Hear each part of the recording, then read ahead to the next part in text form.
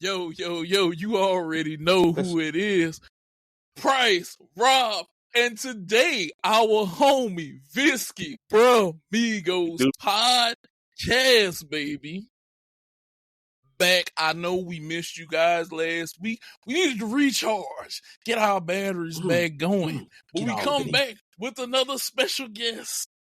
Right. Our homeboy, I've made Viski. it. Yes, he's made it. But we gotta let y'all know we're gonna dive into some NBA. Will KD ever return to the Thunder? And bombs away on MLB opening day for the Orioles. We'll give you guys our Rookie of the Year picks, our NL and L MVP, Cy Young picks, and more. Brah Migos podcast. What we gotta do today, Rob? Jarvis, do it. Like, what we gonna do, dog?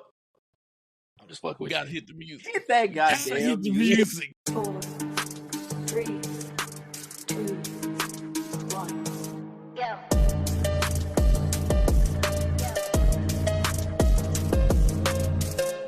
Go. Rob, Viski. You know what, Rob? I'm gonna go ahead and let you lead the show today because I see you got a rant that you want to get up off your chest. ISO. Ellipticals. Who the fuck you think you are? So look, I'm just saying like this. I don't really care who you are, why you're here. You just can't be with me. I don't really understand you. Like, I had to recently go on an elliptical. I had an appointment, I had a physical therapy appointment that I had to go on an elliptical because whatever. Don't worry about it. It's just it don't even matter right now. But I just can't get with it. I don't understand the elliptical because like the thing is like the shit is you gotta like I've been running for the better part of like 35 years. And so I have been doing this shit with my hands and my feet not being connected. Why I gotta connect them now? Cause like granted, I know you could do the little this shit where you basically skidding across the floor and all that. I'm not with that.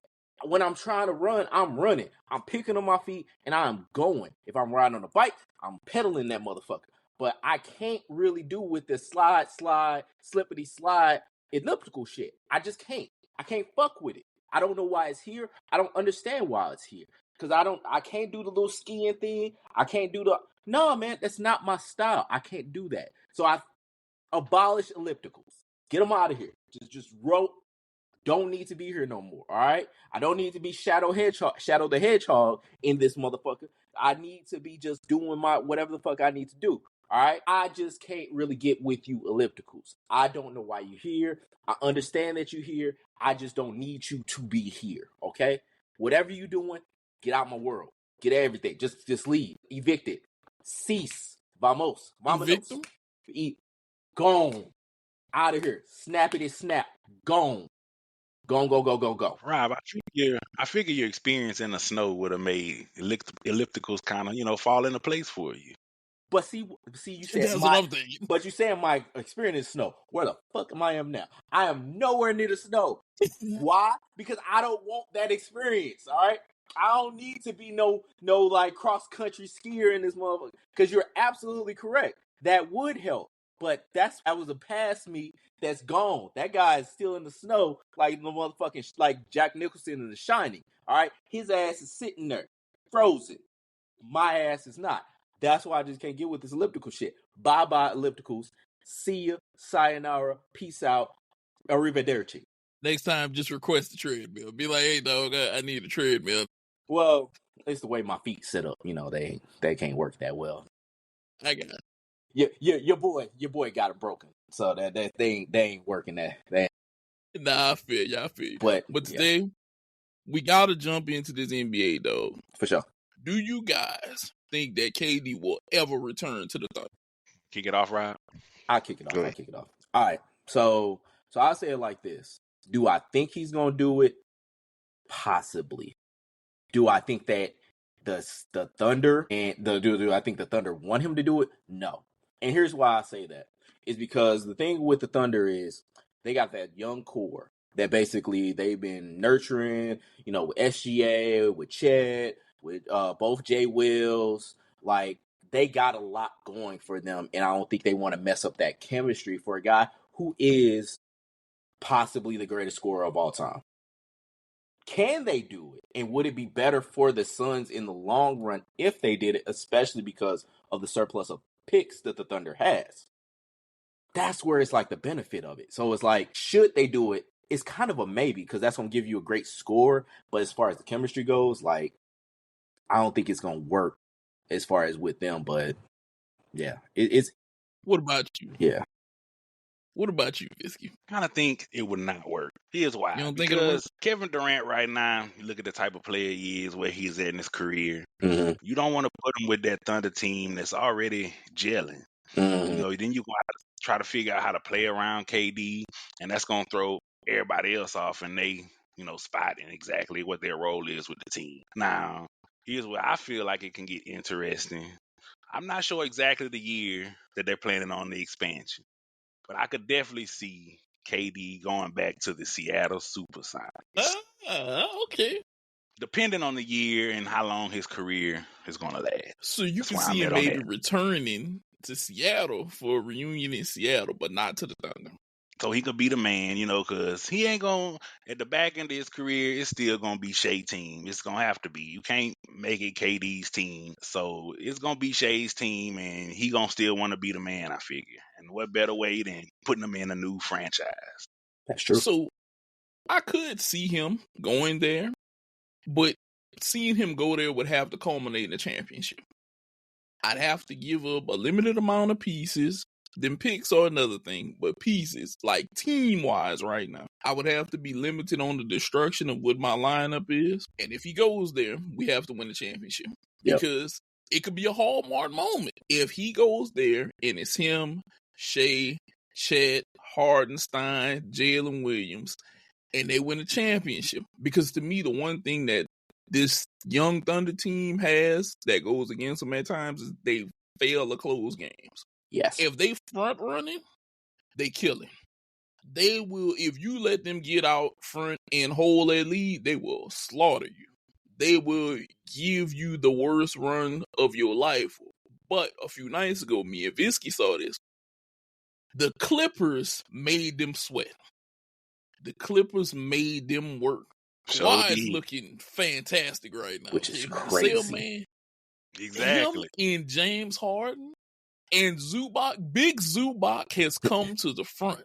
They need to say that, man. Yeah, they need to say, put some respect on that man. He made me a believer. Because he can go get a double-double and hold his own in that paint, get boards. He can get points with him, Harden, and Kawhi. I hate to say it, Paul George, you looking so bad right now. Because your lackluster production with James Harden and Kawhi right now, and then you hurt. Yeah, they paying you and you keep getting hurt. But guys, don't worry, he's not gonna podcast about it, so we don't have to worry about that part. We're saved. Oh my goodness, he loved talking on that podcast. Yes, he does. He does, bro. And I respect the fact that he like talking about that shit, but dog, didn't he just get $212 million? Yes. How do he keep making away with this money, dog? On that KC, that Kirk Cousins. He is the black Kirk Cousins of the NBA. He get that Ben Simmons effect, man. Bruh, he get that money, and then he be like, "I'm hurt. Ooh, my leg. Ooh, my shoulder. Ooh, my arm." I don't think he played in more than 30 games this season. It's like the GOAT said. Something like that. They're getting paid off of potential now. Mm-hmm. That's bad. That is. So before we move on, I got a question for y'all. Mm-hmm. KD now basically possibly, like, as we're kind of summating, like either going to the, say, Supersonics or to the Thunder, this is going to be like, what, his 4th or 5th team? Something like that. Are we going to ever get to the point where KD says it's his fault? Because think about this. Like, let's square all this out. That man went from the Warriors to the Nets because of philosophical differences, all that. Him and Draymond had that conversation, blah, blah, blah. Mm-hmm. That shit didn't work out. It had toe on the line, couldn't get the shot, whatever. That shit implodes. Absolutely implodes. Now he goes to the Suns. Gets everything he wants. basically said, Mhm. hey, I want to come here. I want to do this, blah, blah, blah, blah. Like, go get Bradley Beal. Even though everybody and their mom said that is going to fuck y'all over. Not because Bradley Beal's a bad, it's because y'all don't really need him. And what y'all have infrastructurally, y'all need to keep. Mhm. Y'all need to basically have that close hold instead of just trying to get all these players. And we said that team was top heavy. So 2 straight teams, 2 straight cities that basically tank their franchises for this motherfucker. Is it going to be to a point where KD looks inward and says, I fucked up? Is there ever going to be that time that basically that man does that? No. And I'm going to say why. Okay, so if you look at the Brooklyn situation, right? Mm-hmm. Yeah, he wanted James Harden, but 2 things went against him. James Harden tried to eat his way out of Houston, so he came in out of shape, and Kyrie was hurt. Now, yeah, he almost did it with his foot on the line, but if James Harden has a decent game, that game, we don't have a foot on the line. They just go to the finals, and they probably win because they play in Phoenix, so they probably beat them and win that finals. So I'm going to say that one wasn't him. Now, me personally, the Golden State shit, he should have slapped Draymond. Draymond wouldn't have called me out my name and I wouldn't have got tossed that game. I would have been the worst example for kids ever. I would have peeled off on that nigga's ass out there that day. Oh yeah, Y'all would have talked bad about me. I don't care.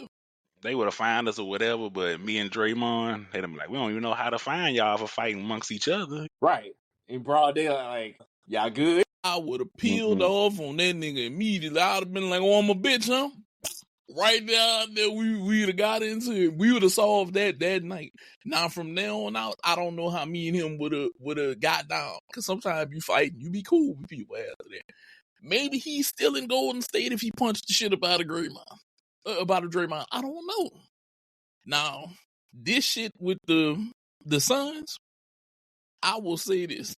I am not listening to a player who believes that they want their friend, unless your friend is James Harden, who can assist the ball and score.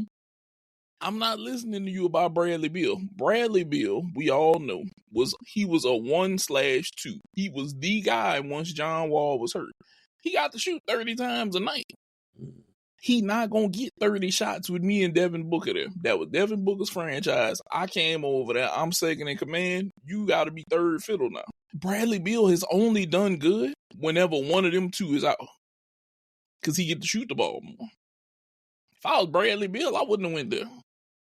Y'all I'd been think like, hold Bradley on, no Beal's trade. going to get the Russell Westbrook treatment? He wanted to go to Miami, which I don't blame. Yeah, me too.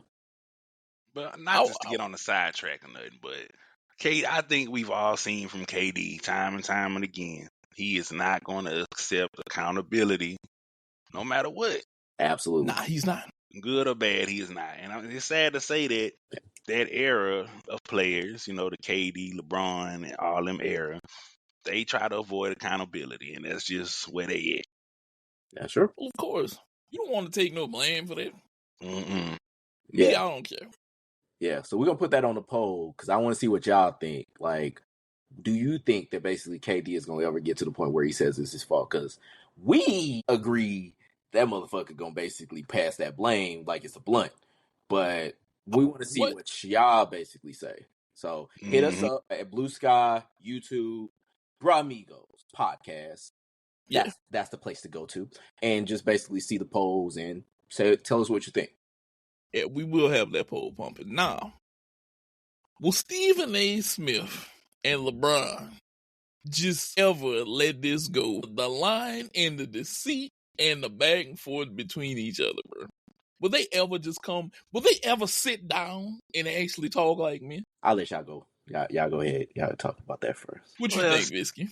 Since, he's bringing up one of my fellow Lakers, let me go ahead. I think eventually, not saying it's going to be recent, because at the end of the day, I feel like they're enjoying the publicity of it all. Just think about it. It gives people more to talk about, the what ifs. I would have did this, or he would have did that. And I think they feeding fuel to the fire. And that's all they doing. They keeping the people talking, keeping their name in the media. And that's what it's gonna be. Maybe when LeBron retire and he come on the Stephen A show or something, they might bring it back up. But they just gonna let the public keep it rolling for a while. Like just basically have us This, play with it. Not necessarily them talk about it, them hash it out. It's like, all right, let's give them something to talk about. That kind of. Definitely, I feel like that's all it is. Because now it's too late to go back and say what you would have done or I would have done this. No, we don't want. this what I'm gonna say though.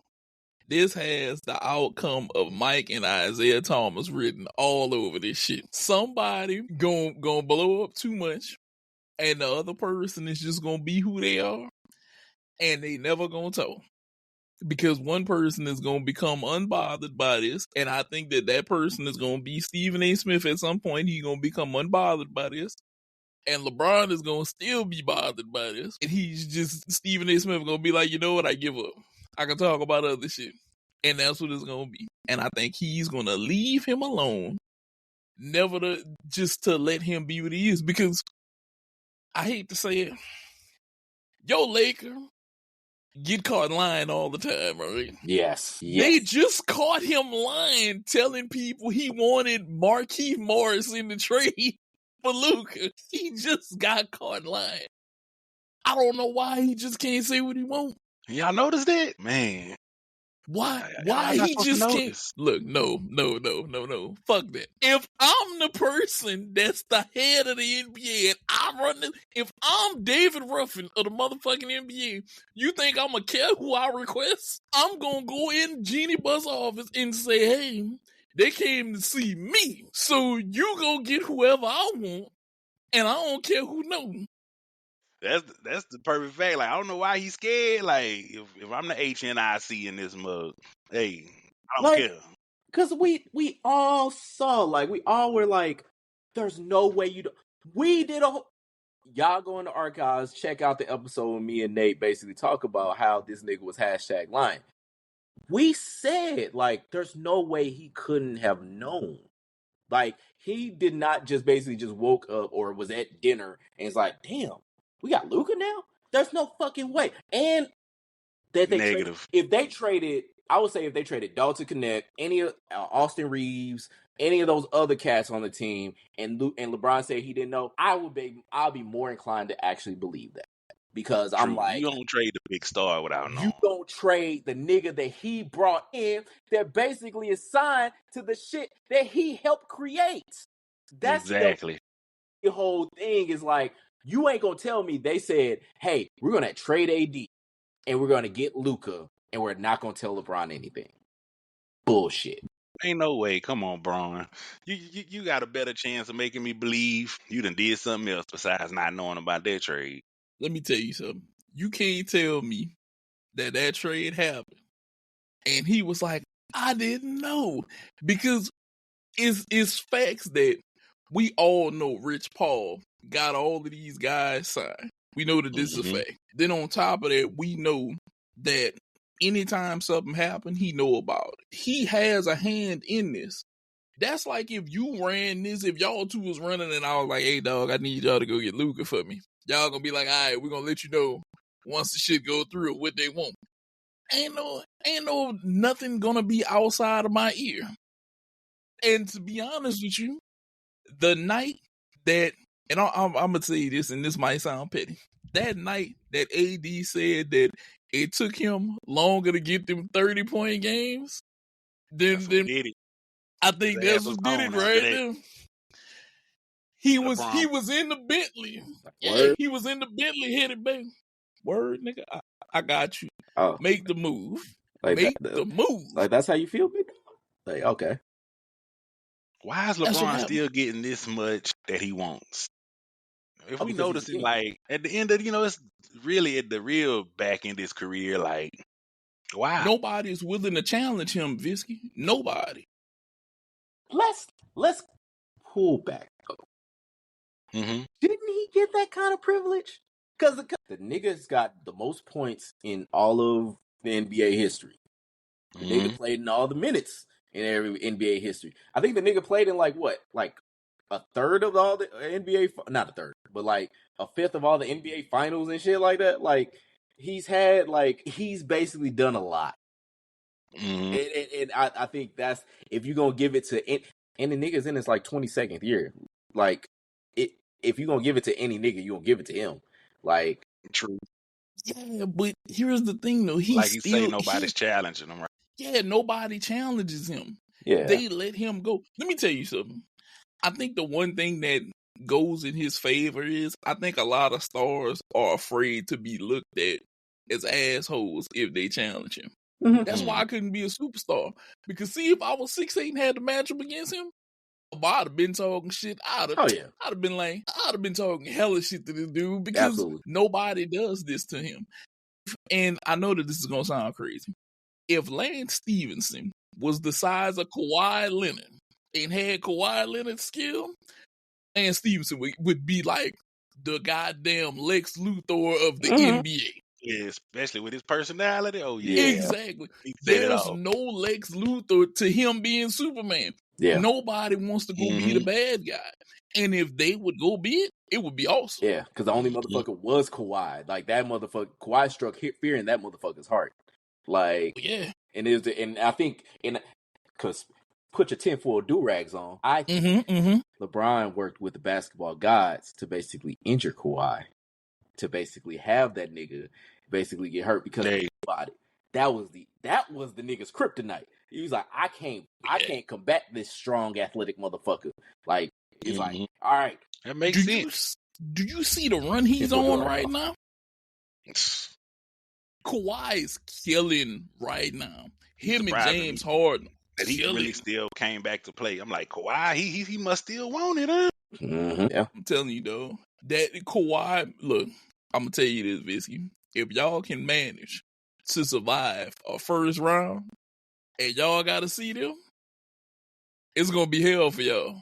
Yeah. Oh, yeah. Because James Harden may not do everything Luka does, but he can do the shit Luka does. Rebounds, points, assists.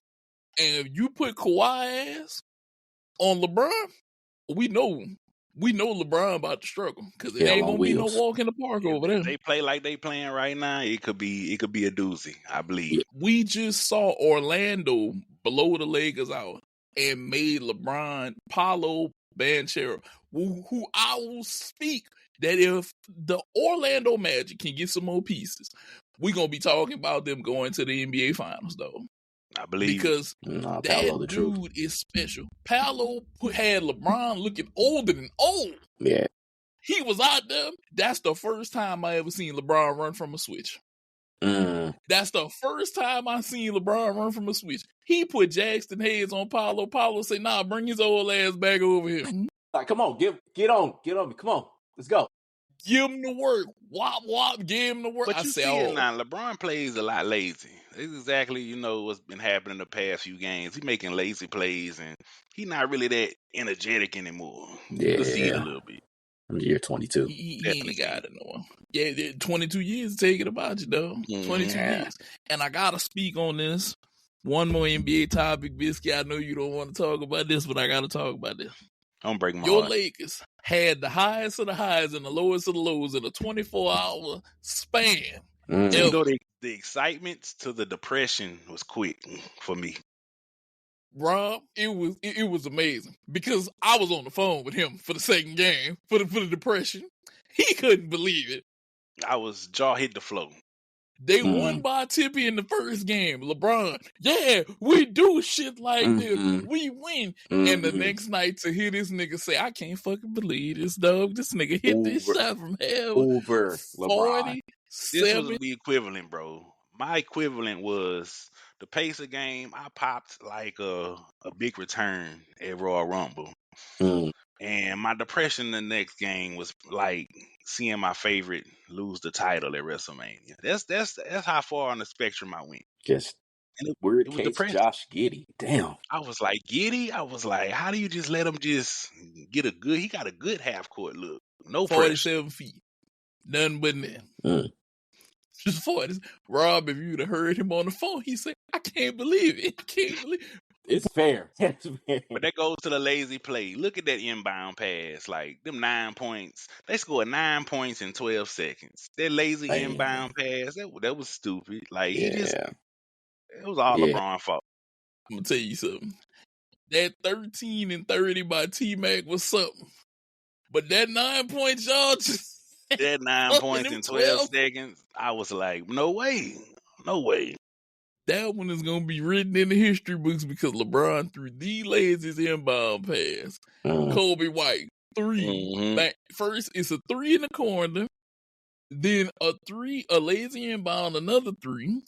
Austin Reeves cuts to the basket, and the Lakers are like, we got this. They don't have a timeout. Inbound, dribble up the court. Swish. And it was crazy because he started hollering and I got quiet. I was like, Nate, don't do it to me. Don't do it to me. 44 points in the fourth quarter is what they put up to beat them, bro. 44 points in the fourth quarter. It's always one of the second half quarters. We always play horrible. They Always. beat them in the second and third quarter, Rob. He told me, he said, they up 18, dog. This game about over with. And them fools went for 44. I think that was like 7 minutes left or something. Like 7-8 minutes I was left. like, He was like, we oh, got it's it. over with, dog. In Like, 4 we minutes, got it got to this. like 9 points. I'm like, hold on. Just the earth just crumbled for him after that. He was like, it's no way. I was like, dog, it happened. He was like, it all happened, though. It was horrible for y'all. But we're going to move on from NBA and Jarvis's depression to MLB. Opening day, Rob, the Orioles went bombs away. Rutschman, 2 home runs. That boy Cedric Mullins, 2 home runs. They hit 6 in total. Could we have been right that we going to see them again? If them bats can be like that all season. Telling you, they boat racing. Like them and the Rangers, they're gonna be boat racing this season. Cause that pitching, much to be desired. But nah, like Tyler O'Neill, I think hit a home run for like the 6th straight opening day, like which is 6 straight opening day. Nuts. Like shit, because this is his 3rd team in like 6 years. Like shit, both of our teams basically had him. Like. Yeah, and he hit one for us. Yeah, so he hit one for us. That's what I'm saying. But now this Orioles team is gonna be good. But shit, as we saw today, the fucking Yankees had 20. Aaron Judge hit 3 home runs. Like I mean, the AL East. Both of them actually gonna be crazy, but the AL East is gonna be nuts. Like as far as the division between the Yankees, the Red Sox, and the Orioles. Like, and that's not to count like what the Blue Jays gonna probably do because Vladdy, gonna be some nice this year. We're gonna talk a little bit more about him in just a second. But yeah, man, this AL East is gonna be crazy. I see that you do want to get back up on the train of we need to protect these pitchers' heads. Yes, because I mean, it's got to get to a point where they talk about it. Like we've been saying, like, hey, MLB, you're not saying anything. There's no kind of words. You're talking about, automatic balls and strikes. You're talking about, different parts of the game, like when it comes to, what's going to happen with the regional sports nets, whatever. It's got to get to a point where you're talking about pitchers. We're only a matter of time before somebody's going to get clocked and then they're going to die. Period. Die. And so it's got to get to a point where it's like, hey, these pitchers' heads are protected. Why don't you basically have these guys wearing face guards? You see it with softball. You see basically those pitchers wear like some kind of, like a face mask, to an extent that's basically connected like with a strap, or you basically have it like to the hat or something like that. There needs to be some level of protection when the balls is coming out because the pitchers are going to be vulnerable. And yes, they got their gloves, they got their reflexes, but that can only help you so much when the ball is coming 150 miles an hour to your fucking head. And so you got to get to a This is my only question, Rob. Do you think it's been brought up and a lot of the pitchers have, went against it? Because think about the head guard in the NFL. The one person who needs it, Tua, he didn't even want to wear it, and that's the one person who needed it. So do you think it's been a little pushback from the pitchers? But it may have been, but we haven't heard about it. To your point, like we haven't really heard any pushback, because I think it's a lot easier for there to be a case if MLB has this safety measure to do, like they did have with those big padded hats in the past, and then everybody said, no, I don't want to do that. It's a much easier thing to basically say, we're trying to do this. The pitchers are choosing not to versus nothing. Because now it basically makes it seem like there's nothing that basically has been said. And this is not a thought to them. When, to be real, this should be on the first and foremost forefront. Like, this should be on the top of their minds, because if there's a pitcher that dies, you're going to have less people wanting to have, that's going to want to play their sport. That's going to want to play this position that is the most important position on the field. You need a pitcher to play. The game doesn't roll without a pitcher. In football, you can not have a quarterback. With basketball, you cannot have any of those 5 positions. Hockey, all this. You cannot play the game of baseball without a pitcher. So if you're not emphasizing the safety of the most important position on that field, then you basically are, I don't know, like you're not thinking clearly. All you're making it bad for future prospects are going to deteriorate away from that position. Correct. Okay, makes sense. But being a fan, Viski, do you think that it would make you feel some type of way seeing your favorite pitcher wear something on his head, or wouldn't matter to you as long as you get the same production out of that pitcher?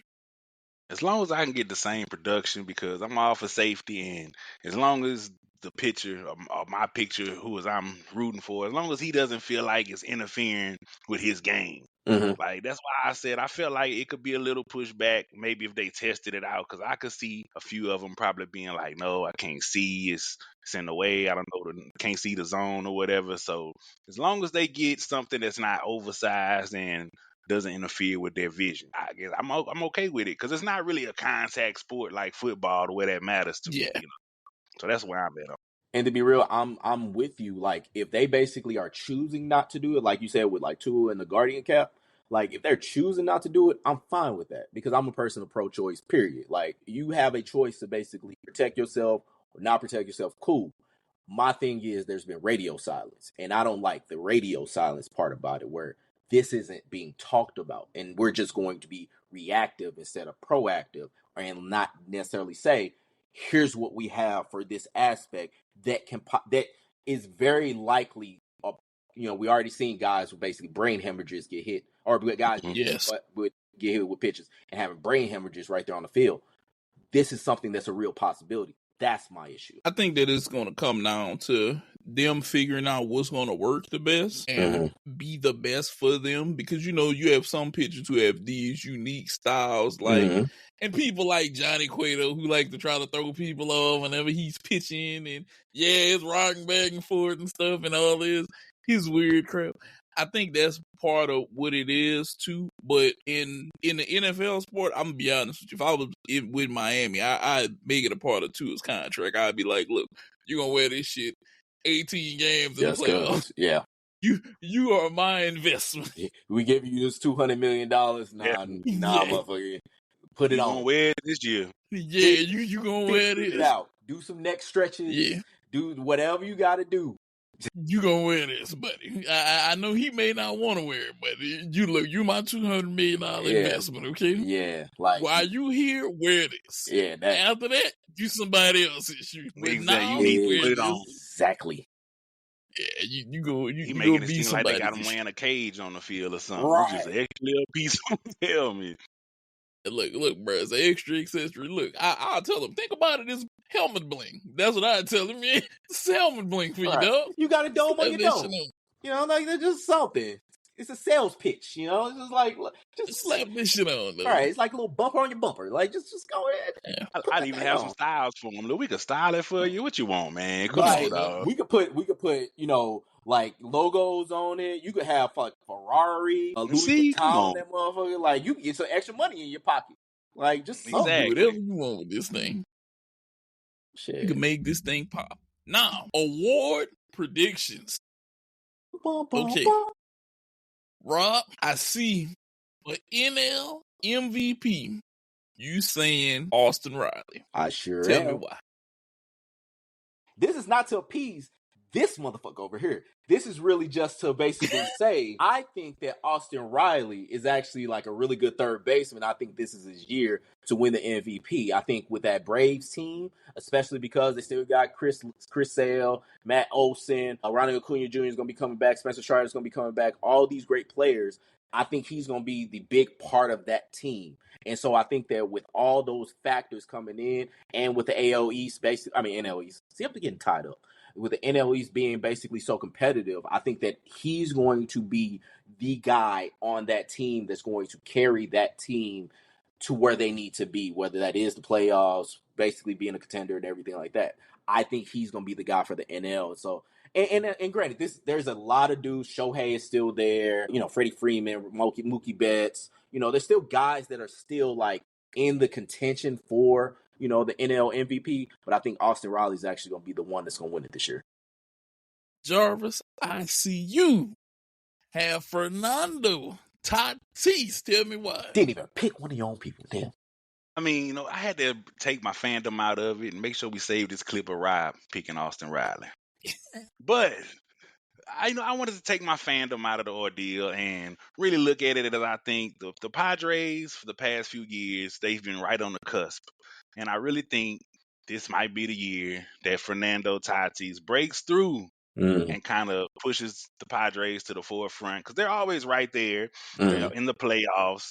They always have a great record, and they could beat the good teams. They can. And it's hard to hang with them, especially when the bats start swinging. So I feel like Fernando Tatis will have a breakout year and really push them over the edge and possibly make a World Series run. Now, I'm picking Juan Soto of the Mets, and I'm going to tell you why. He's stepping out of the shadow of being a Yankee. He's across the way. I feel like he has a vendetta and he has a point to prove. Okay. And I'm thinking he's going to hit 40 bombs, which he's already hit one. Okay. And I'm thinking he at least got, he socked the shit up out of it. And I think he at least got 39 more in him this season. And he has a point to prove, and he's going to stand on business in the Subway Series and show the Yankees, you ain't shit. I was the new motherfucking David Ruffin. That other niggas, he's getting old. Ain't nobody come to see you, Otis. That's what he's going to tell Aaron Judge. Ain't nobody come to see you, Otis. Damn. And he's going to prove his point. And I think he's going to help the Mets fight for New York supremacy. So you think he wants to bring the Mets to the forefront of New York? Yes, he does. Okay. Him, Lindor, that team is put together very nice. Now, like we said, the Yankees have shown today that a bunch of those guys on those 1 years got something to prove. But whenever you're a man with as much money as Soto got, sometimes you got to go out there and slay Goliath to prove your point. And I think that that's what he's going to try to do. I think that they're going to try to make it and make a real deep run. That's why I'm picking him for NL MVP. For sure. Now, Rob, I gotta hear why we picking Vladdy. I think I got a reason why, but I gotta hear why we picking Vladdy as your AL MVP. Big bad Vladdy Daddy Jr. Basically, he's gonna win the MVP because we talked about this.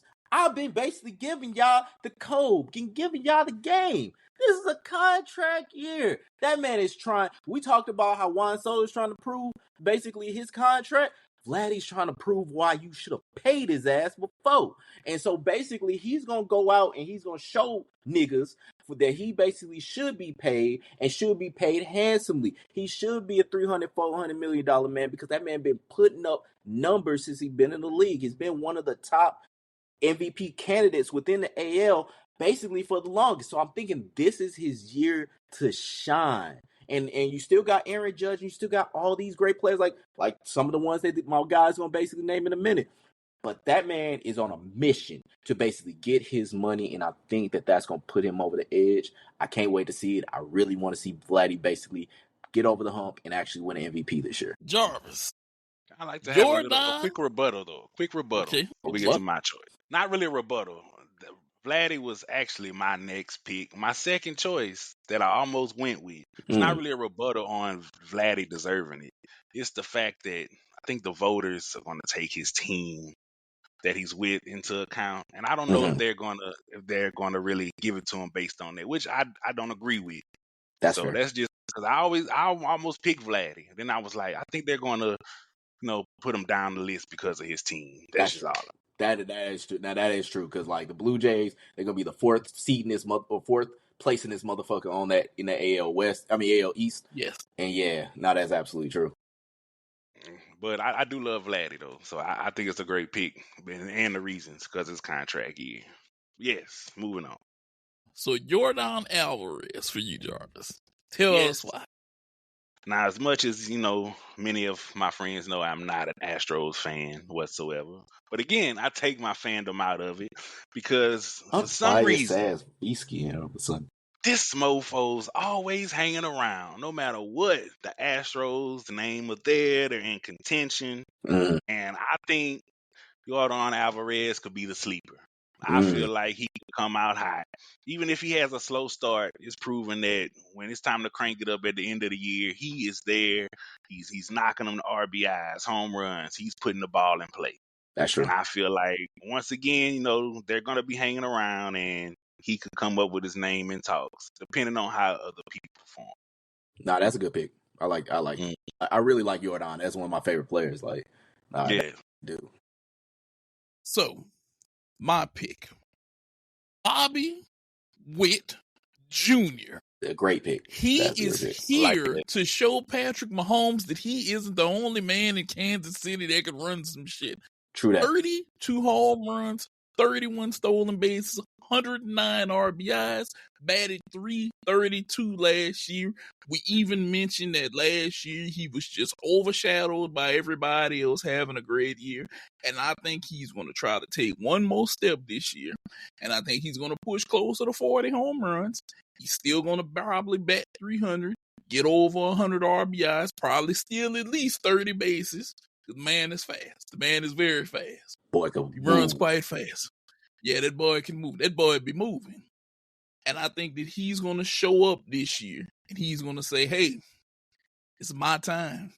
My AL MVP. Now, we all know that they got people who's going to be everywhere in this L, which we know Judge is going to be out there. Probably maybe even Rutschman. Your choice is Vladdy. Yordan is going to be sleeping out them. It's gonna be tight this year. It's gonna be tight. We might even see Jose Ramirez in that too for the Guardians. That's another great one. He might been putting in work for a long time. Like that. Yeah. It's like I keep saying, if y'all not watching baseball, I don't know what the hell y'all doing, Burn. Go ahead, get your little subscription, find your little bootleg site, something, dog. You need to be watching because you may think it's boring. But these people be out there throwing heat and hitting bombs, and I'll be like, God damn. Definitely. Gotta catch it. Yeah, it definitely goes down. Now, Cy Young choices. Jarvis, I see that you are being very unbiased for your NL, Cy Young choice. Blake Snell for your Cy Young choice. Go ahead and let the people know why. I mean, when you look at the team he's a part of, being a part of the Dodgers, who is probably ultimately most of all baseball fans' favorite to go out into the World Series. I think Blake Snell, he's going to come out and do what he's supposed to do, and that's win games. Point blank period. It's not going to be no secret. There's not going to be any surprises. He's going to come out strong and like he's supposed to be, and that's what's going to get the job done because he's going to do what he's supposed to do. Point blank. That's true. Rob, I just gotta ask, why Corbin Burns? Because Corbin Burns is great. Like, I mean, think about it. Corbin Burns, year in, year out, especially because he's not a Brewer anymore, so I can like him now. He basically has been showed out for the Orioles. Basically, this Diamondbacks team, granted, probably is not going to win the NL West because the NL West is with the Padres, with the Dodgers, it's very much congested. But the D-backs are really good. Like Corbin Carroll, Ketel Marte, like they got play. Eugenio Suarez, who basically has been starting out great. Like they have a great team, and I think that that's going to carry them, especially they got Zach Gallen. So they're going to be a team that's going to be a contender, probably a playoff team. And I think Corbin Carroll is going to carry them as the ace. He still got it. He still got, Corbin Burns. Well, I say Corbin Carroll. Yeah, Corbin Burns. Yeah. There's too many Corbins in this world. Corbin There Burns. really are. He's going to basically Corbin, my man. Corbin, my man. He's going to carry on as the ace of that staff, and I think he's going to carry on as the Cy Young winner in the NL. Okay. Now, I don't know how everybody just skated over this, man. So nobody decided to pick Yamamoto but me. So I would say he was my number 2 pick. And I would basically say, because my thing was, I don't see why Paul Skeens is basically on everybody's mind as far as the NL Cy Young winner, because that nigga only pitched like half a season. Granted, pitched half a season while basically being drafted 2 years ago, but pitched a half a season nonetheless and killed it. But no, it's like, I was basically like, I can't believe people are on him. But Yoshinobu Yamamoto basically was like the number 2 guy that I had there, because he's going to be nice. But what's your reasoning? So look, Yamamoto is in the perfect spot, though. Just think about him. Yeah, he's Blake Snell's teammate, but I don't think Blake Snell is the pitcher that Yamamoto is, okay? No, he's not. He's in there with a rotation with Dustin May, Tyler Glass now, okay? Mm-hmm. This whole rotation that the Dodgers have is immaculate. Yes. And I think he's the person that's going to take them over the top. Because we know that we're going to see Shohei pitch. But we know that there has to be a full-time ace. And this is their full-time ace. I think, about to say, this is what I think. Being that he's teammates with Blake Snell, this is kind of why I think Blake Snell would kind of come out on top, because everybody's going to want to put the best that they got against Yamamoto. They're going to want to, swing out on him. So I feel like, when it comes to him, they're going to be bringing their best bats toward him, and it might come into play right there. And that's why I feel like Snell might come in and pick up the slack that's needed and kind of maybe overshine him a tad bit. What you were going to say, Rob? No, that's both very fair points, but I got like a sidetrack. Y'all think about the possibility of Shohei possibly being the Dodgers closer? Because granted, right now, Blake Treinen is going to be basically the Dodgers closer with good reason. But think about the possibility of Shohei coming, basically had the possibility of hitting the game, go-ahead home run in the game, coming in as the closer right after that. Think about like closing, getting the save, and hitting the go-ahead home run. That'll be news media worthy. Like, that'll be amazing, like, to see something like that. I think they'll try to do that shit because they can. Cause that shit will give some brains. Like that's gonna be some shit. Like, cause they granted they don't really need Shohei to pitch at all. Mm-hmm. They got plenty of motherfuckers. Yeah, Roki Sasaki now, and I was gonna bring him up too. Like Roki Sasaki now. The Dodgers, I told you, the Dodgers got the money book managers of Jesus Christ over there working their magic on how we gonna finagle this money to get everybody in there. I'm telling you, whoever they pay, NBA teams, I don't know whoever the Dodgers are paying or who. Look, you need to get whoever they paying to train whoever you got to do the books. Because there's some wizardry going on over there. And it has been in the media that Shohei, he has been pitching a little more. So maybe that's a sign right there, They've been talking about it. Yeah. I mean, but him coming in and getting a save and hitting a home run, that would be crazy. Like I was thinking about that shit. I was like, man, there's a clear possibility that he could do that, because he's already gotten a save before. Like, if everybody remember what happened during the World Baseball Classic when he struck out Max Trout to basically win the country the World Baseball Classic. So he's got it in him. The dog is there. It's just, do they want to bring that dog out to basically have him do that shit during the actual MLB season? That would be crazy. Kind of scary, though. They gonna pull out some a wild thing type of entrance too. Watch. Yeah, that would be crazy to have to deal with him. That would be crazy to know that you got to deal with him for 3 outs and he gonna be throwing gas and shit for the next 9 to 20 pitches, and he can go all out in that little short period of time. That is crazy to have to think about. Mm-hmm. That is very crazy to have to think about. Now, our AL Cy Young. Rob, I see that you want Pablo Lopez to win this, but you say Cole Reagans will win it.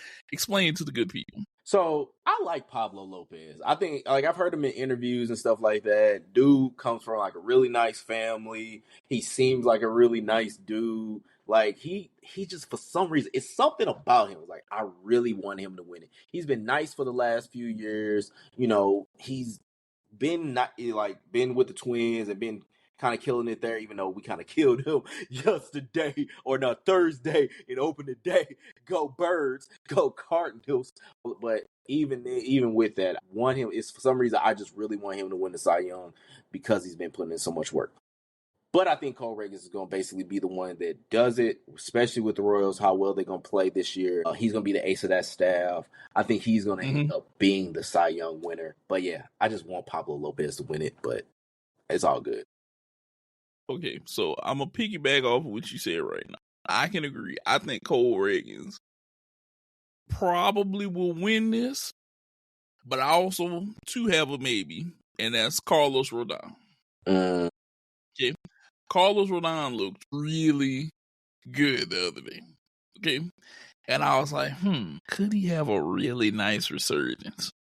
Could he pull a Sale move? You know, because somebody said Chris Sale was done last season. This nigga went and won and won a Cy Young award. There was a person named Rob said Chris Sale was done. And Chris Sale went and won a Cy Young award. Did he? Did he? Yeah, I'm pretty sure he did. That guy? I'm pretty that guy. In the Bob Marley shirt? Him? That guy. Definitely that guy. Huh. Yeah. I'm just saying. I just gotta throw that one out there. Get the out of here. Yeah. Huh. I told you, you keep speaking badly upon these people and they go and play great. Damn. That's crazy. That's crazy. I'm gonna just throw that out there. My pick, I do think Cole Reagans is probably gonna win it because of where he is. Carlos Rodon is probably gonna be my second pick for that. But somebody, you know, who doesn't have team bias, but objective he journalism likes a player, objective journalism. Named Jarvis picked Max Fried, who used to play for the Atlanta Braves. This might be what my fandom has came into play right here. Because it is Max Fried's time. Even though he has left us, he has played a many great years for the Atlanta Braves. And I feel like he is going to go into New York. He is going to show why he was the man. Okay, he is going to go in there. He's not going to finish second again. He's not going to finish fifth. He is going to finish first place for the AL Cy Young. And he is going to, now I'm not saying the Yankees are going to be great, but he, within himself, is going to be great. He is going to get a lot of wins. Okay, you can all you want, Rob. You know, I see it. I am just listening to a conversation that we're having. That's all I'm doing. Okay. I'm just. Well, what's the objections? Why won't Max Fried succeed in New York? Because like the name of his spelling, like the spelling of his name, he's fried. That man is cooked. He got overpaid by the Yankees. For them basically overcompensating for them losing out on Juan Soto. And that man is not going to make it enough to basically get a Cy Young. All right? That so man he's not worth the money? Overpaid? No, he's not. Oh, come on. That man has been hurt upon hurt upon hurt.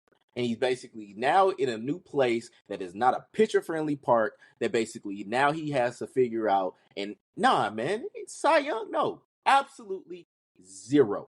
No. Right. No. Not happening. All right. I'll be talking to you around October, Rob. We're gonna visit this. I can't lie to you, dog. He did get overpaid as a result of Juan Soto not being there. Hey. He did get overpaid as a result of him not being there, though. They gave him 8 years, $218 million. So you can't be mad at that man for doing He was mad at him. He did. Look. If I look, he saw an end and he win. I always say, if somebody's willing to pay for your bullshit, make sure you have exact change. And that's what the Yankees wanted to do. And they paid for his bullshit. But that ain't mean that I gotta basically enjoy it. That ain't mean that I gotta basically co-sign it. Fuck no. He ain't. That man The writing is on the wall, Rob. I'm letting you know it's on the wall. They so believe the ball he has could be 8 hitting years. off the ball or everything, like when that nigga pitches. Think he could be like Verlander, though. They clearly think he could go be like Verlander and pitch until he's like 40. That's clearly their thing. They think he can be like Verlander and pitch until he's 40. Which Verlander is like the LeBron of the pitching game in the MLB. Because Verlander is still throwing great shit at damn near 40 years old. Which is crazy. That's crazy. That dude. That is crazy work. Now, Jarvis, even though you don't have any picks for Rookie of the Year, me and this man right here about to go back and forth. I admit, Rob, I haven't been keeping up with rookies this year, so I will let y'all have it. What made you pick Dylan Cruz as your NL Rookie of the Year? That man is awesome. For one, I'm going with the tribe. He's an LSU Tiger, for one. And so this is true. I got to go with the people. You know, I got to go with the folk. And I do think that he's a very talented dude.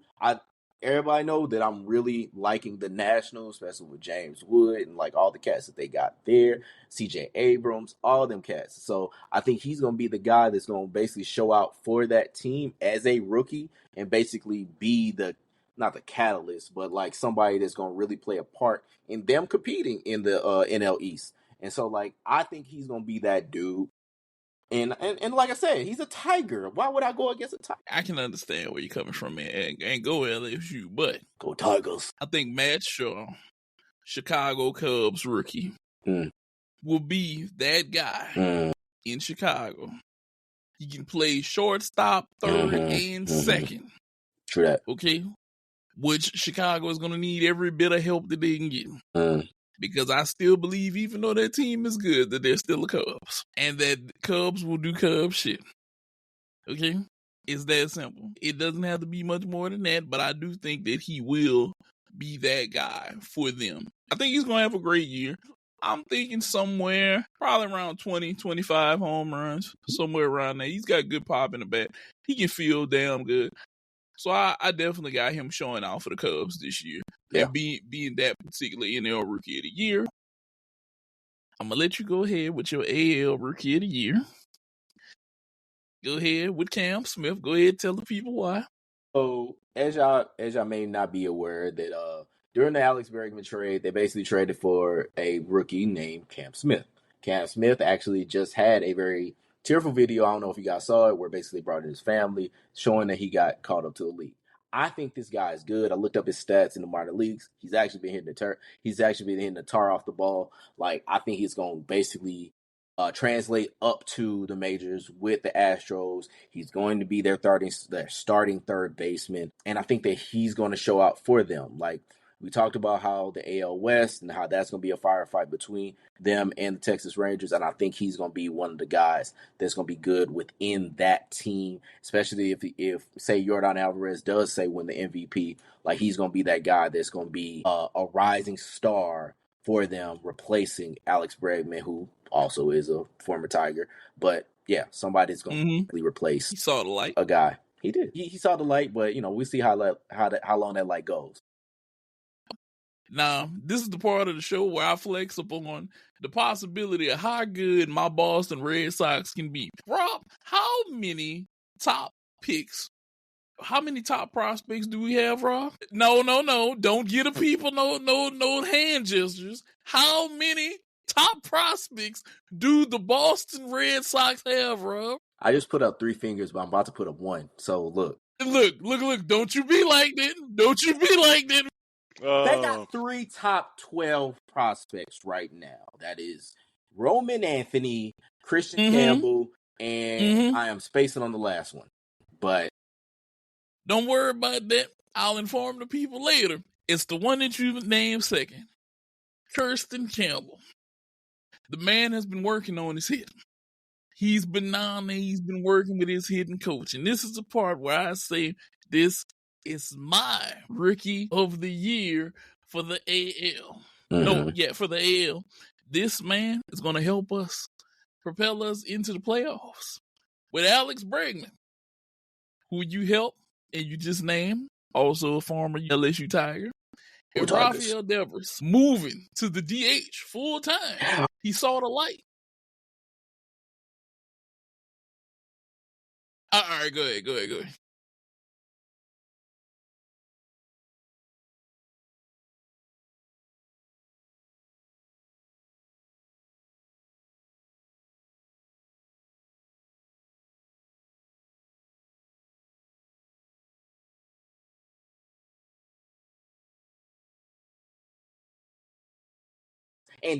And by proxy, Nate. But I get to laugh at you because you thought Fine with him being his ass above the no. third.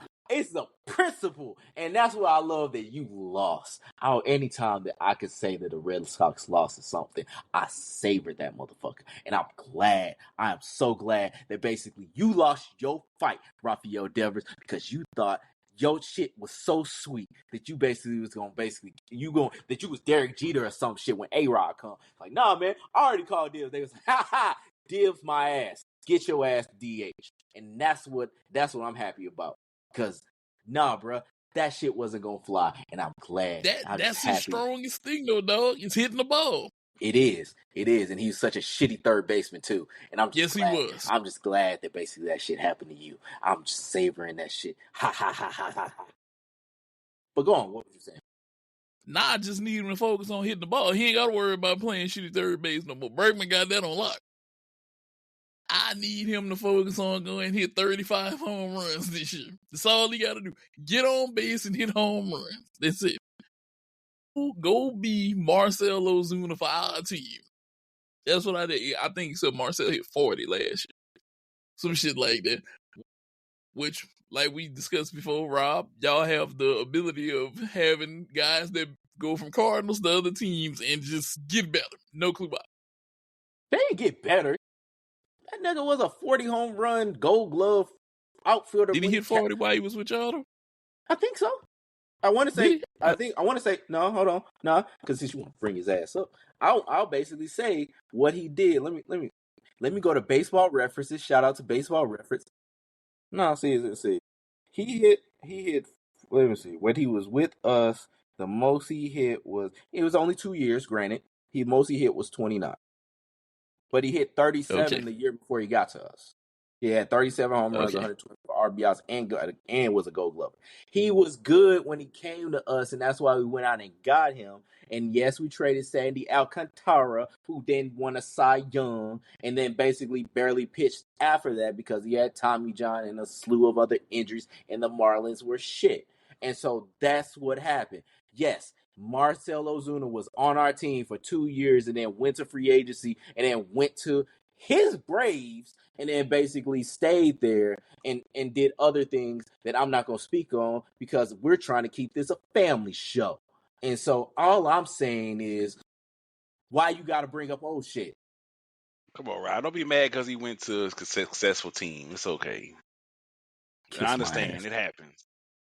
Man, all I'm going to say is this. Y'all are basically the Lazarus pit for guys in the MLB. They go to y'all, revive themselves, and then leave and go be better somewhere else. This nigga gonna make me rant, all right? I'm trying to hold back right now, all right? I did this before, all right? What we talking about next? What we talking about next? Y'all are the equivalent to Rajah Goog's Lazarus pit, bro. They go sit in that mug and goddamn at the Cardinals and rejuvenate themselves and then leave. I hope the Green Monster falls on motherfucking Alex Bregman. Look, if it makes you feel any better, they might all be like Albert and at least go there for the last year to retire, you know. But they also, they got to come out and succeed before they go back and do that. What we talking about next? I'm just saying, it ain't me, dog. It ain't me. Simulate the end of this motherfucking conversation. Okay, so one more thing that we got to talk about in the NBA is I am on board for the NBA expansion.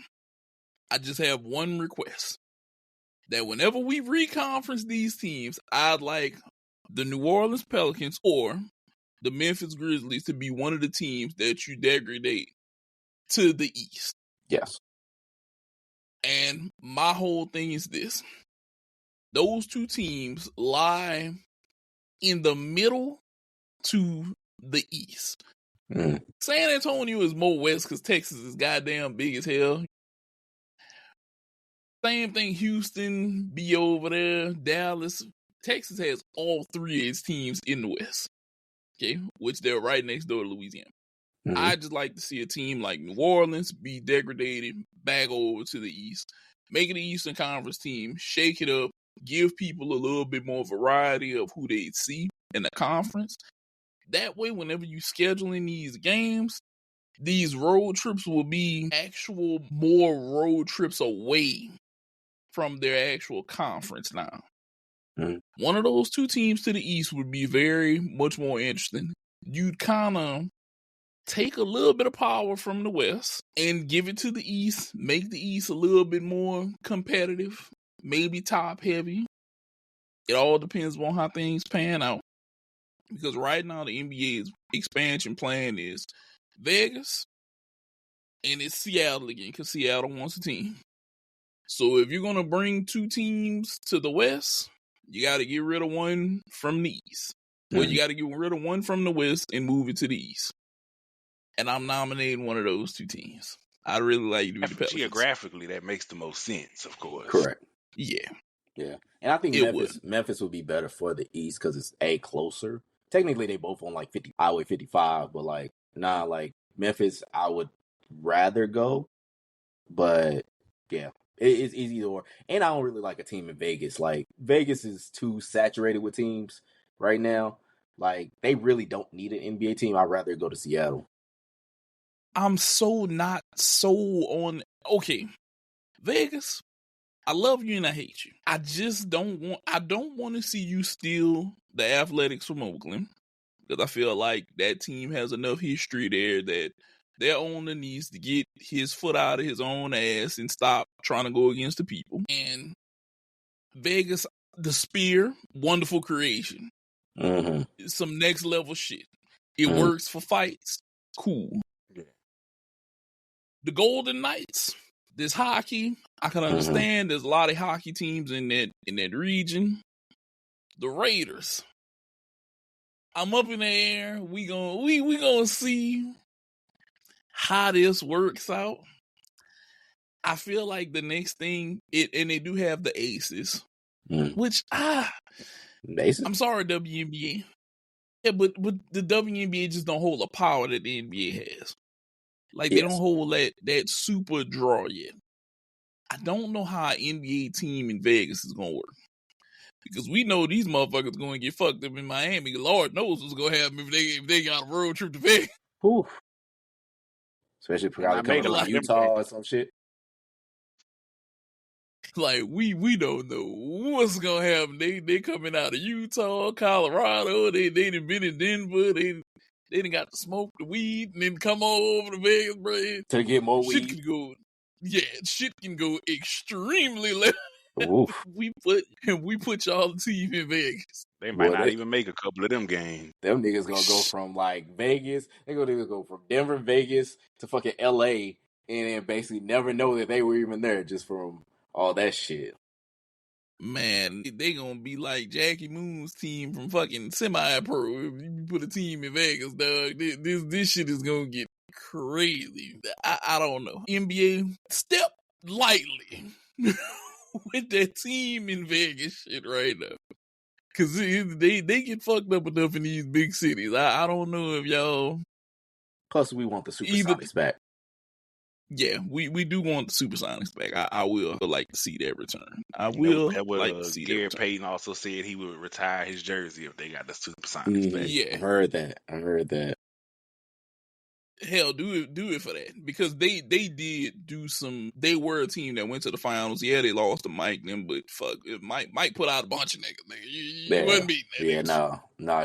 Sean Kemp and Big Gary Payton's jerseys need to be retired to Seattle pronto. Yeah, and that's the proper place for them to be retired at. That's where they were. They were Supersonics, not Oklahoma Thunder. Correct. Get them back their history in Seattle because Lord knows they shouldn't have moved that team. That's just my opinion. Now, moving on. We here at Brah Migos Podcast are wrestling fans. Okay? So in our podcast today, we have to talk about the tag team division. Now, Rob brought to the forefront a topic of, is the SmackDown tag team division the best since it's been since 2001? Now, let me remind you guys some of the people who were in 2001. We got the Dudley Boys. We got Edge and Christian. We have, let me think, The Dudley Hardys. Boys, Edge and Christian, the Hardys. Yeah, can't forget the Hardys. Mhm. They were very, very heavy hitting teams that Outlaws, made, the Outlaws. Yeah. They made memorable moments, especially at TLC. Mhm.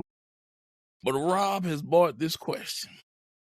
Right now, as we speak, 2025. And I know Viski is going to disagree like hell with you. But, Rob, I'm going to give you the floor.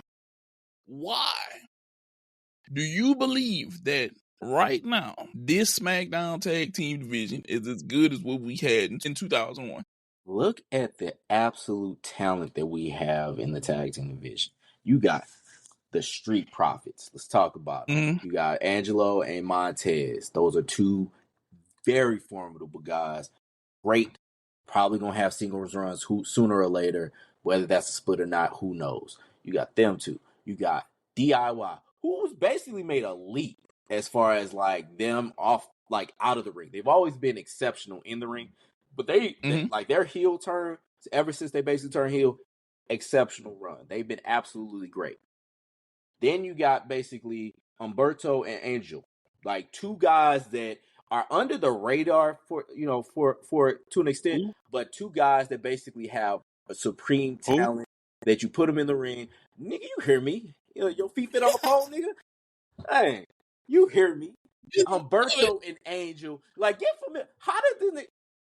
I want y'all to basically educate my homie Jarvis, who basically is a great wrestling fan as well. Like, I don't know where his blind spots is, but it seems like it's with that tag team, all right? But anyway, I was speaking.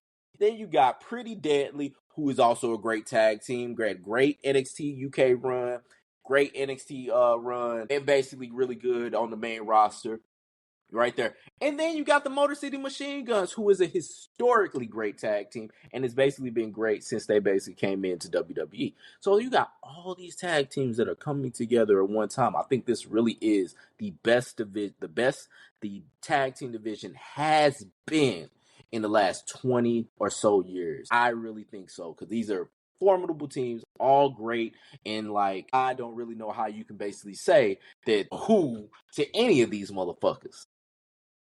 But go ahead. Go Okay. ahead, speak on it. Okay, Jarvis, go right ahead, because I know you feel some type of way about this. Go right ahead, Jarvis. After naming who we named at the beginning, how dare you even put them at least bit close to the 2001 tag team division? Sometimes when I'm watching WWE, I have to make sure my TV's not on mute every time the tag division come out, because they not really getting no house, So all right, now I give it to you. The Street Profits, love them to death. I'm a big Street Profits fan. One of the best current tag teams currently ever. All right, now DIY, I love the heel turn, but I don't think they're not doing it for me right now, and I don't think they're doing it for the WWE universe. Okay, go ahead. Like, Grant, I like DIY though. I don't have nothing against them. I like DIY. Again, Motor City Machine Guns, love the tag team itself. But I just don't feel like they're bringing that aura that needs to be brought.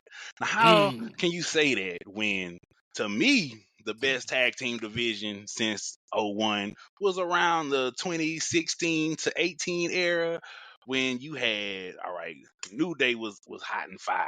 The Usos was on fire. You had the bar. We don't just set the bar. We are the bar. We had the Wyatt family. We had Gallows and Anderson popping up hot.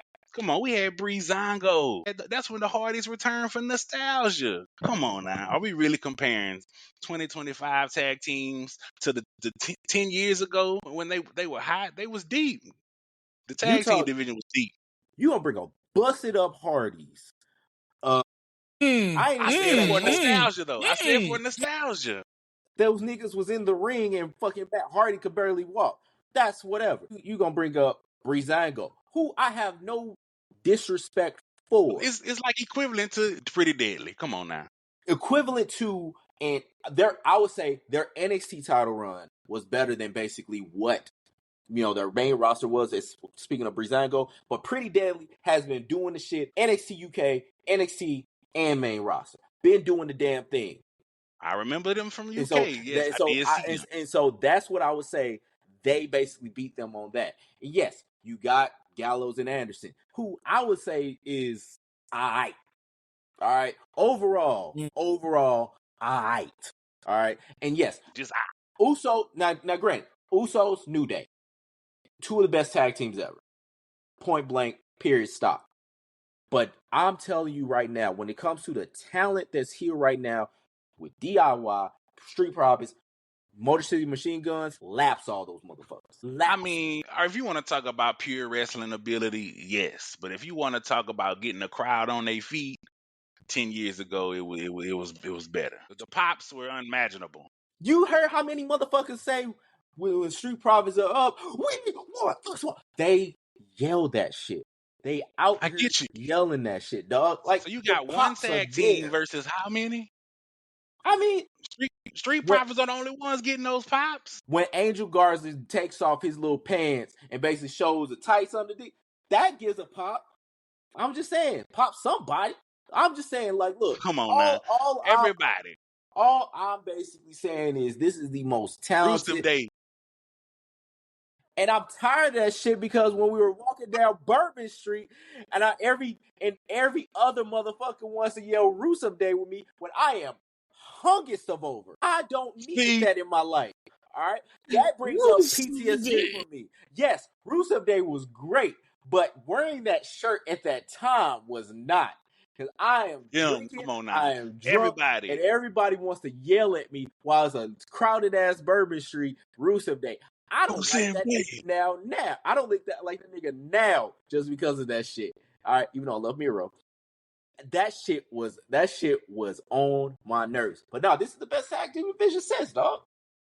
I feel like I get you that they are pretty talented, but I just can't take away what the 2016 or 2018 tag division did. From everybody on that list had some kind of house, and everybody brought something to the table, regardless of how talented in ring you want to say they are, because everybody was looking forward to New Day breaking the record. That's when the Usos was coming out on their own, leaving the face paint behind. You had, Breezango, they corny skits. They like the corny skits. Yeah, I love Breezango, but I love their NXT run. Their main roster run didn't hit. That's the thing. Breezango in Full Sail was great. Breezango on the road on the main roster was not. And you can basically blame Wyatt family tagging. Wyatt family was great, but it's still to where it wasn't what it is now. That's what I'm saying, man. Like, it's not it now. That's all. I don't know. I can't agree. Maybe we watching maybe we watching different people in the crowd when they come out. Maybe that's what it is. Maybe I'm looking at the ring. You looking at the stat sheet. Oh, this is what we got here. We just got a disagreement of how we both perceive this whole thing. Yeah. But it's cool though. I'm not gonna blame you for the way you watch. You do you, boo boo. But what I will say to you, man, is this is the most talented. You can't say that it ain't. I laid out everything. Okay, all right, granted, I give you the most talented in ring, but I feel like the ones that brought the aura, you can't lie. 10 years ago, man, it was unmatched. Okay, fine. I'm gonna go with your whole Wyatt thing. Who was carrying that Wyatt team? It wasn't Harper. It wasn't Rowan. It was R.I.P. Bray. Grieving no R.I.P. to Luke Harper, aka Brody Lee. It was Bray was carrying that. So if you want to basically say the team and you want to basically call it the team for it, you basically got to say Bray. And so he wasn't even part of the tag team. That's where I'm telling you. They did the Freebird rule like the New Day. Come on. Yeah, They did do the Freebird rule. but that ain't the same though, dog. And then I'm talking about straight up teams. DIY been killing it with what they got with Street Profits and the thing with the entanglement that they got right there. Like, no, man, they been hitting it out That the park. entanglement is nice, but that's all it is. Is literally, I feel like them three are literally struggling to hold up the tag division. Struggling? You really want to see Pretty Deadly come out there? Yes. You really interested in that? Yes. Really? Yes. Come on, Yes. man. Humberto and Angel? Yes. Really? Those motherfuckers They are pulled talented. them out of catering. They pulled them out of catering to take the pinfall. Come on now. There you go. Come on now. Let's go, buddy. He said they pulled it out of catering to take the pinfall. Come on now. LWO, you know, I'm tired of seeing all the Latino wrestlers in one group.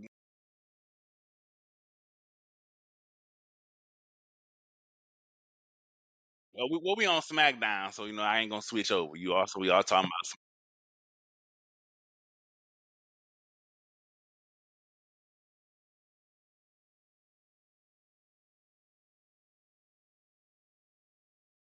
Right. Put it like this: I could give you talent in ring wise, but that's all I could give you.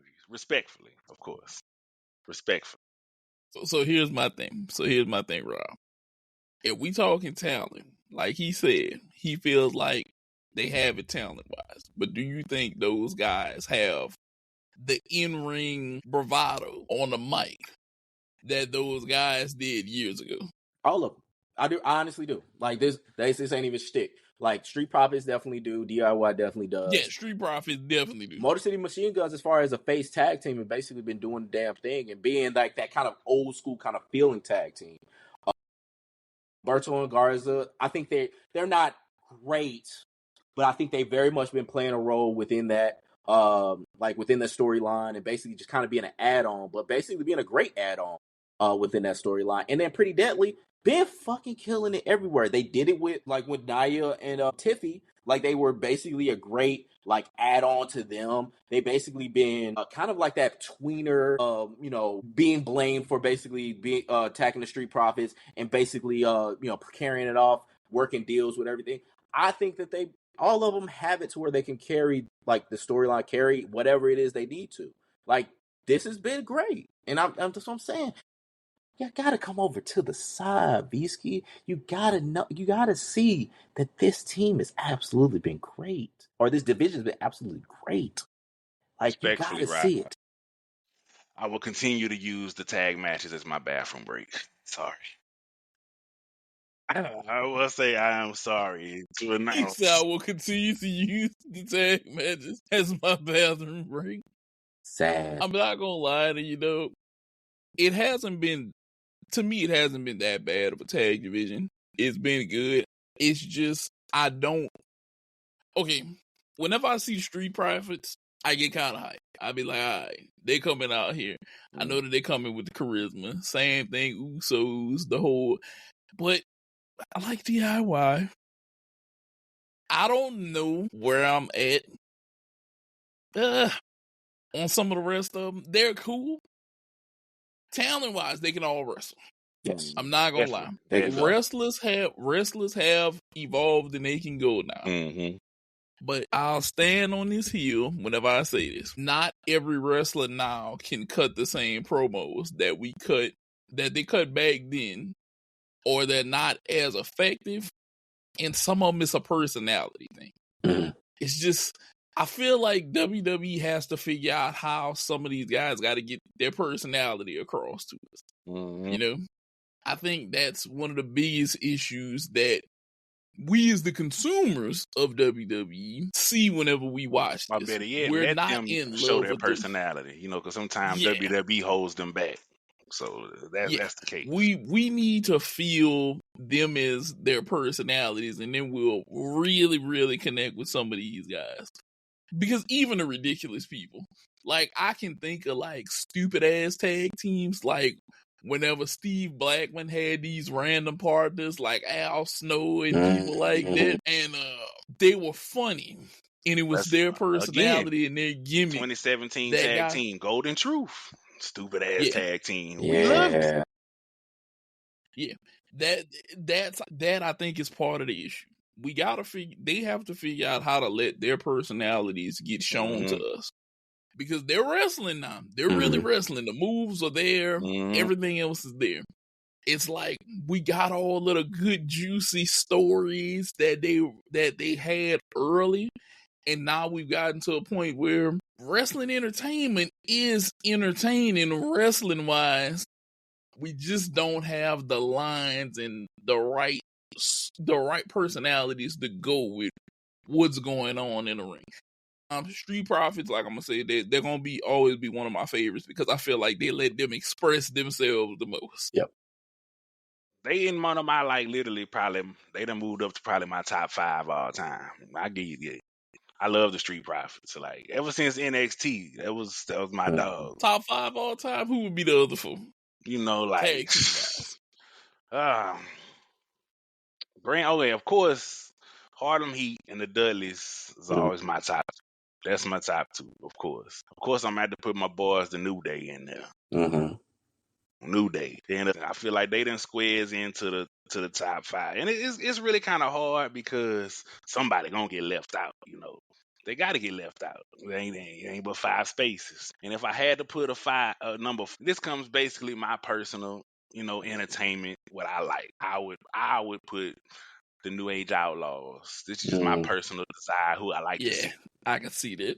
Yeah. No, that ain't really like who I feel like was better or worse. That's just on a personal thing. Yeah, I could definitely see that. New Age Outlaws was, if you didn't know, your ass would call somebody. Yeah, they were very, very, very entertaining. New Day, I definitely like. I feel like the New Day, until we figure out where they're going with this, they definitely are going to be top 5 all time because of records, who they were. They played into, I'm going to say, current day stuff like anime. The Bootio shit was amazing. The box of cereal, popping about a box of cereal and shit. I had a box of Bootio. All of it. Me too. That's what I'm saying. Shirts, all of this. The New Day, I'm going to definitely say they're in there. Now, the interesting part of this, I want to see if the Street Profits can attain that type of level. I don't know if it's because the New Day was a 3-man tag and they had such a good dynamic, and that's what made them that good to us, or I'm trying to think of a 2-man team that was on that level. As far as, and I always think of a third person, like a just popularity in effect, because the New Day was everywhere. The New Day were like the everywhere. Road Warriors. You're about to say the Road Warriors, something like that. Yeah. Because I mean, like, the thing with the New Day was like they were 3 guys that basically were all exceptional, funny ass talents. Like, I still miss their podcast. Like, Wood, Big E, Kofi, bring the goddamn podcast back, and that was hilarious. That shit was funny. Big meaty man slapping meat. Like, yeah, that's the line I was going to. That's the line. With the twins conversation, like, that's some of the funniest shit I've ever heard in my life. Like, bring the goddamn podcast back. But no, like, it's hard. Like, because I mean, those are 3 exceptional talents, and they just kind of like transcended a lot of shit, and WWE put them out everywhere because they were all just great talents as far as in and out of the ring. I don't think you could really have like too many cats that match that, because it ain't really that many cats in history that was just that good and for that long. Like, the run that they had as far as like a babyface tag team, as far as a team of record, like, they had it for a very long stretch, and there ain't too many teams that basically you could say like was able to do shit like that. And it really, you could say like the pandemic kind of fucked them up, and then they basically, let E do his own run. But it would, like, I don't think you could really say, like, I can't think of like a team where they put them on Front Street like that. Outside of, I mean, not even the New Age Outlaws, even though everybody, like, we grew up on that team, you know, and basically can do the call outs and all that. So in WWE, you owe me a Big E championship run. that You nigga owe come me back. that. He probably What? If he come back, If he I still comes got hope. back, you owe me I that. do too. I do too. You owe me that, because I feel like if there's a guy with a personality that's a black guy that I'm going to throw the belt on, it's him. If you can give it to Bobby Lashley, you can definitely give it to him. Mm. Cause he's gonna have some funny promos. Mhm. Oh yeah. He's definitely gonna have some funny promos and some shit to say, and he's gonna make this a ride. Because Like, I also think it's because they was all really friends outside of the business. That you too. know, it Yeah, ain't just I two think random that people they also- put together trying to make ideas work. They was Right. all similar Yeah. in personality already. Yeah, give me Big E versus Cody Rhodes after he loses to John Cena. I need John Cena to get this thing one more time. And honestly, I just need I it to hate be to one say more time. it. I think, as much as I hate to say it, I think the New Day might be dead. They might be. And I'm thinking maybe that this whole thing is about Big E possibly coming back, like New Day being the heel. Because yeah, for all intents and purposes, they ain't got shit else. They ain't really got don't. nothing to do with them. Ever since that granted, Big E. but the thing about it is the team was together for like 10 years, and you don't really get that for anybody. It's like, if this is gonna be the end, it's gonna be the end. But it's like, yeah, if E don't come back, call it quits. Let Xavier and Kofi do their own thing, and I just call hate it a that it New ended Day. like this with just a fizzle out. You know, Yeah. I didn't want it to Yeah. end with a Yeah. fizzle out. This wouldn't be this would be a horrible fizzle out. But guys, thank you for your time. And of course, you know, this is us, Brah Migos podcast. Remember, like, subscribe, tell your people, share us. We always have the links in the description. We'll have the link tree in the description. You can subscribe to us here, YouTube, Facebook, Blue Sky. What else we got, Rob? Fan base. Fan base. You said We Facebook. have a Instagram, ton of things. Threads. Yeah, Instagram. Look up in the sky, It you is might a see ton us. of things. Yeah, you might look up in the sky and see us, and you might say, go follow them at Brah Migos Pod. Hit our link Just tree in the throwing sky. that out there. Yeah, Yes. hit our link tree and everything. And that's us. We're about to dip out. Price, Rob, and our boy, we finally got him on here after Yes. hundreds of episodes. I will Viski. definitely be back. I enjoyed my time, fellas. Yeah. And God remember, like, subscribe, tell your people about us, and we about to get up out of here. Anything you want to say, Rob, before we get out of here? Go ahead, get you some W's to get you some energy, get you some hydration. I need to put in a W order myself. And you know what? You go to w.gg and then you basically use the promo code. What is that promo code, my boy? Brah Migos Pod. Brah Migos Pod to get you 10% off on your purchase. Because we trying to save you money, because we trying to save our money myself. Because, like, I got kids to feed, I got kids to put in college, I got to feed my goddamn self. I got to get new shirts. We save You know, money. We save Exactly. you money, and we gonna do that. But good night, Canada. Good night, Taylor Swift. Get you some energy, get you some W, and we out. Go home. Yeah. We There you out go. here. Deuce, take Peace. these. One. Bow. Thanks for checking out this episode of the Brah Migos podcast. Make sure to like, comment, and subscribe so you never miss an episode.